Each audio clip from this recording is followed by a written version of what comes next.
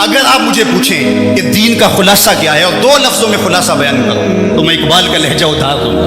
इकबाल ने कहा था, दीन सरापा सोख्तन अंदर तलब, इंतहाइश इश्क आगाज़िश अदब। तलबे महबूब में तड़पने का नाम दीन है। जो अदब से शुरू होता है इश्क पे खत्म हो जाता है, और जो दीन अदब से शुरू होकर इश्क पे खत्म नहीं होता वो दीन दीन ही नहीं। चूंकि मोहब्बत इंसानों को, उम्मत को बाहम जोड़ती है। दुनिया की जितनी भी मोहब्बतें हैं ये रकीब पैदा करती हैं। एक के दो चाहने वाले आपस में रकीब होते हैं। ये मेरा महबूब है, तुमने क्यों देखा?